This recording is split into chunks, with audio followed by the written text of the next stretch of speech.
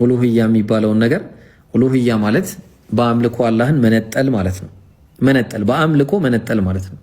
ስለዚህ በአምልኮ ስንነጥል አላህ ለሱ ብቻ ነው የምንሰግደው። መስገድ ሲባል በቃ ለሱ ብቻ ነው። በጥቅሻ እንኳን ለሰው አንሰግድም። እኛ ሙስሊሞች ለአላህ ብቻ ነው የምንሰግደው። አንድ ሁለተኛ ምንሰዋው ስለት የምናረገው ለአላህ ብቻና ብቻ ነው። ተግባባን። ሶስተኛ ህይወታችን ለአላህ ነው። ሞታችን ለአላህ ነው። ጸሎታችን ለአላህ ብቻና ብቻ ነው። ሄደን ፎቶ አናመልክም። ሄደን ሰዎችን አናመልክም። ቀብር አናመልክም። ቀናቶችን እየመረጥን አናመልክም። ተግባባን። በዚህ ቀን እንዲህ ካላረኩ እንዲሆናለሁ አንልም። ግልጽ ነው። በደንብ አዳምጡ። ቀብር ላይ ሄደን ቀብርን አንለምንም። ቀብር ለማኞች አይደለም። ወላሂ የሞቱ ሰዎችን አንለምንም። ነብያችንን ሰለላሁ ዐለይሂ ወሰለምን እንኳን አንለምንም። ለሳቸው ባይሆን ሰለዋት እናወርዳለን በሳቸው ላይ። በጣም የምንወዳቸው ነብይ ናቸው። ከነፍሳችን በላይ የምንወዳቸው ነብይ ናቸው ነብዩ ሰለላሁ ዐለይሂ ወሰለም። ግን እንዲህም ሆኖ አናመልካቸውም። አልሐምዱሊላህ ምንኛ ያማረ ትምህርት ነው ወላሂ ተውሂድ ማለት። ምንኛ ያማረ የልብ ንጽህና ነው የሚሰጠን። አልሐምዱሊላህ ረቢል ዓለሚን። መቼም ቢሆን ሰውን አናመልክም። መቼም ቢሆን ቀብር አናመልክም። መቼም ቢሆን ቀንን አናመልክም። ጀበና አናመልክም። አብዱልቃድር ጀይላንን አናመልክም። ነቢያቶችን አናመልክም። ቅዱሳኖችን አናመልክም። መላእክቶችን አናመልክም።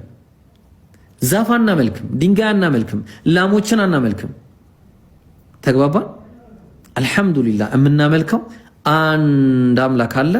እሱም አላህ ብቻና ብቻ ነው። በቃ የዓለማት ጌታ በአንድነቱ ላይ ሁለትነት የሌለበት፣ በጌትነቱ ላይ ባርነት የሌለበት፣ በኃያልነቱ ላይ ድክመት የሌለበት፣ በአስተናባሪነቱ ላይ አጋዥ የሌለበት፣ በህያውነቱ ላይ ሞት የሌለበት፣ ተግባባን። በንቃቱ ላይ እንቅልፍ የሌለበት፣ ማንገላጀት የሌለበት፣ በአምላክነቱ ላይ ሰውነት የሌለበት፣ በፈጣሪነቱ ላይ ፍጡርነት የሌለበት። እንዴ በቃ ምን አለፋችሁ? አይበቃንም? አንድ አላህ አይበቃንም? እንደኔ እንደሚበላ የሚጠጣ ሽንት ቤት የሚሄድ ሰዎችን አመልካለሁ? ወላሂ አላመልክም። ወላሂ አላመልክም። ወላሂ አልሰግድላቸውም፣ አላመልካቸውም፣ ዞር ብዬም አላያቸውም፣ አልጠይቃቸውም። አይሰሙም፣ አያዩኝም በሌለውበት ቦታ፣ አይሰሙኝም በሌሉበት ቦታ። በቃ ተግባባን። ስለዚህ አላህ ሱብሓነሁ ወተዓላ በብቸኝነት ተገዙ፣ እርሱም ብቻም አምልኩ ስንል ሁለተኛው ፖይንታችን ይሄ ነው። መጀመሪያ ሩቡብያ አይተናል፣ ጌትነት። ከዛ ደግሞ ኡሉህያ አየን። አሁን ደግሞ 5 ደቂቃዋን አስማ ወሲፋት እናያለን ማለት ነው። አስማ ወሲፋት ማለት አላህ ሱብሓነሁ ወተዓላ ባህሪያቶችና ስሞች አሉት ማለት ነው። አላህ ስለ ባህሪያትና ስለ ስሞቹ ስናወራ ምን የሚባል ነገር አለ መሰላችሁ? ተውሂድ አልአስማእ ወሲፋት። ተውሂድ አስማ ወሲፋት ማለት ስምና ባህሪያቶች።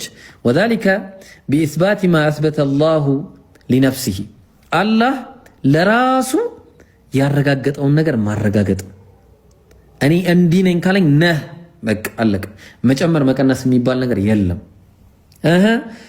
እንዲሁም አው አስበተሁ ለሁ ረሱሉላህ ሰለላሁ ዐለይሂ ወሰለም፣ ወይ ደግሞ መልእክተኛው ለሱ ያረጋገጡትን ማረጋገጥ ለአላህ።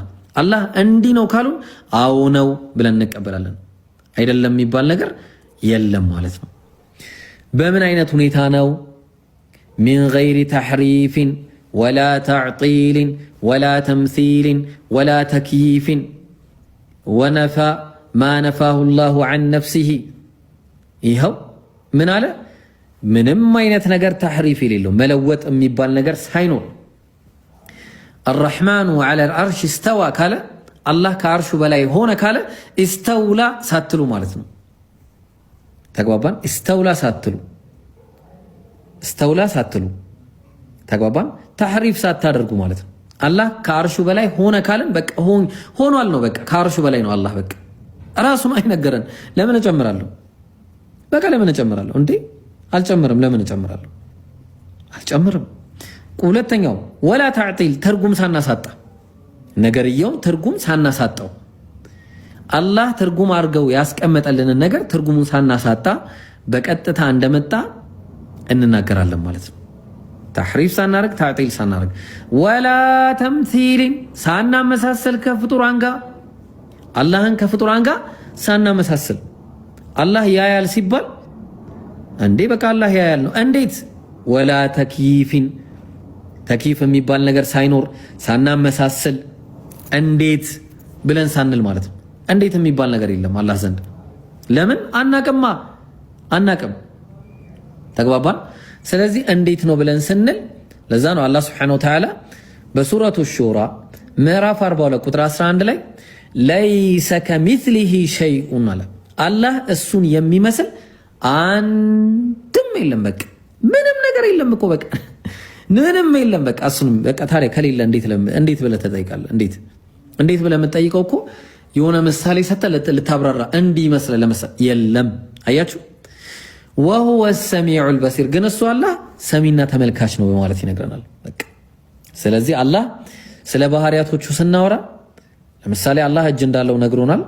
ምን አይነት እንደሆነ አልነገረንም፣ አናቅም፣ ትርጉም አናሳጣም፣ አናመሳስልም፣ እንዴት ብለንም አንናገርም ማለት ነው። እንዴት አይባልም። ተግባባን። ስለዚህ ሶስተኛው ፖይንት ይሄ ነው ማለት ነው።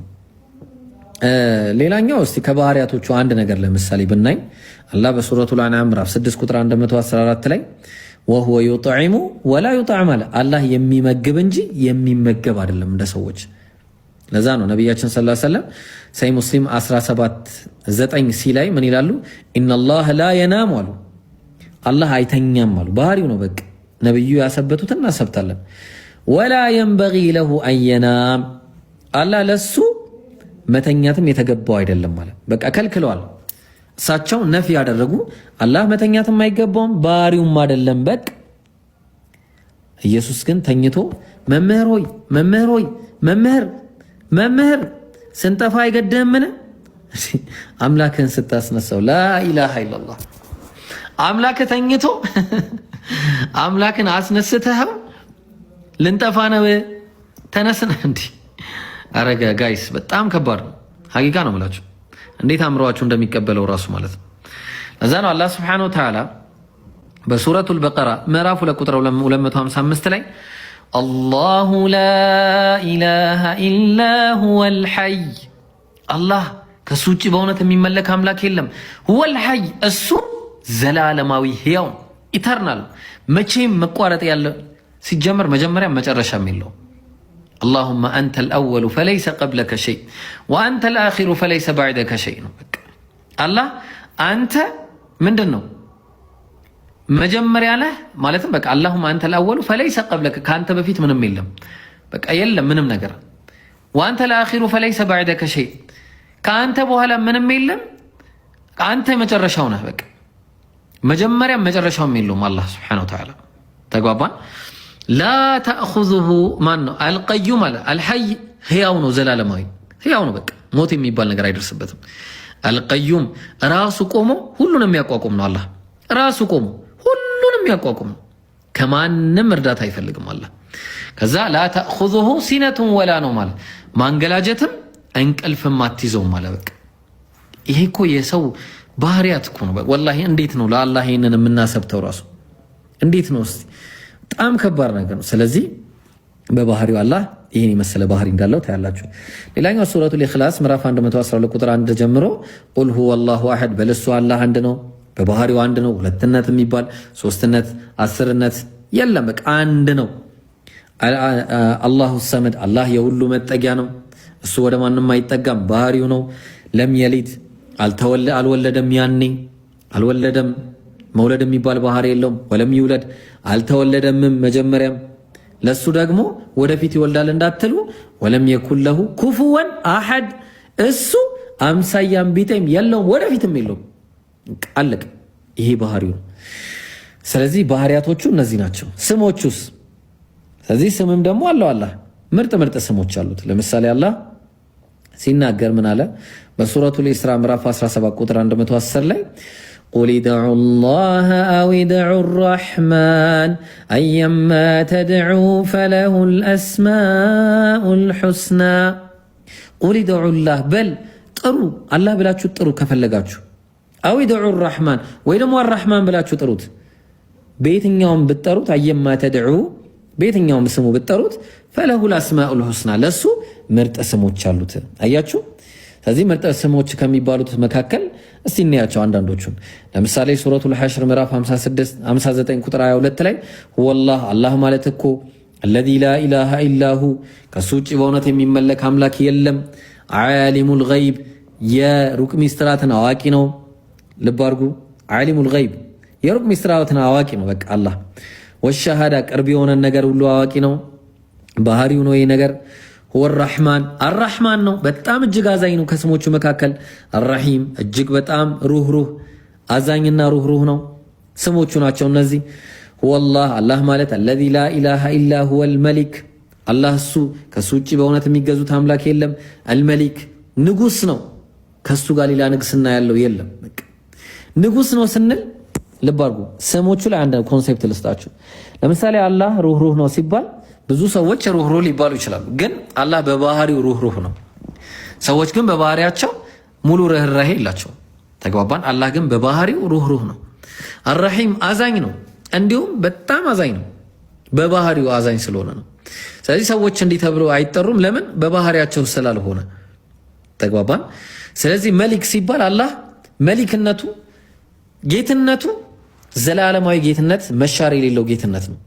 ከሆነ ጊዜ በኋላ ጌታ አልነበረም፣ ከዛ በኋላ ጌታ ነበር። በሹመት የሚገኝ ጌትነት የለውም አምላካችን አላህ። ሐዋርያት ሥራ ምዕራፍ 2 ቁጥር 36 ላይ እግዚአብሔርም ኢየሱስን ጌታም ክርስቶስም አደረገው ይላል። ስለዚህ ጌታ ክርስቶስ የሚደረግ አይደለም አምላካችን። የእሱ ጌትነት፣ የእሱ ሙልክ፣ የእሱ ንግስና ዘላለማዊ ነው። ለዚህ ነው ስሙ አልመሊክ ይባላል። ለሰዎች እንደዚህ ብላ አትልም። ተግባባን? ስለዚህ አላህ ከስሞቹ መካከል ይሄ ነው። አልቁዱስ፣ አሰላም፣ አልሙእሚን፣ አልሙሃይሚን፣ አልዓዚዝ፣ አልጀባር፣ አልሙተከብር ሱብሓነላሂ አማ ዩሽሪኩን እያለ ይናገራል። ያ እሱ ከሱ በቀር ሌላ አምላክ የለም የሚባለው ንጉስ፣ ከጉድለት ሁሉ የጠራ የሰላም ባለቤት፣ ጸጥታ ሰጪው፣ ባሮቹን ጠባቂ፣ አሸናፊው፣ ኃያሉ፣ ኩሩ አላህ ብቻ ነው። በቃ ኩሩ አሸናፊ ነው። ኩሩ ሲባል ልብ አድርጉ። ለምሳሌ ኢየሱስ ምን አለው? ማርቆስ ወንጌል ምዕራፍ 10 ቁጥር 17 ላይ ቸር መምህር ሆይ ብሎ ሲጠራው ስለምን ቸር ትለኛለህ? ከአንዱ ከአምላክ በቀር ቸር ማንም የለም ይላል። ይሄ ኩሩ አይደለም፣ ተዋዱዕ ነው። አያችሁ፣ አላህ ግን በራሱ ኩሩ ነው። ባህሪያቶቹ ነኝ ነው የሚለው። ይሄው አራሕማን እያለ ስለ ራሱ ይናገራል። አዛኝ ነኝ። አራሒም ቸር ነው። ተግባባን? በቃ እንዲህ እያለ ይናገራል። ኢየሱስ እኔ ቸር አይደለሁም ቸር እንዳትለኝ። ተመልከቱ የአላህና የኢየሱስን ልዩነት ማለት ነው። ማለት በእነሱ አምላክ ነው ብለው የሚያዙትን። አልሐምዱሊላህ ረቢል ዓለሚን። ቀጠለ ወላህ አላህ ማለት አልኻሊቅ አልባሪ አልሙሰዊር ለሁል አስማኡል ሑስና። ተመልከቱ ምን እንደሚል አላህ እሱ ያ ሁሉን የሚፈጠር ከይመን ታስገኝ ነው፣ ቅርጽና አሳማሪ ነው። ለእሱ መልካም ስሞች አሉት። በሰማያትና በምድርም ያለው ሁሉ ለእርሱ ያሞግሳል ይላል አላህ ሱብሓነሁ ወተዓላ። ወሁወል ዐዚዙል ሐኪም እሱ አሸናፊና አልሐኪም ጥበበኛ ነው በማለት ይናገራል። ሃዛ ሁወላህ ይሄ ነው አላህ ማለት። በቃ ይሄንን ማምለክ እስቲ ያ ጀማዓ፣ በቃ ይሄንን እናምልክ እስቲ። ምን ትላላችሁ?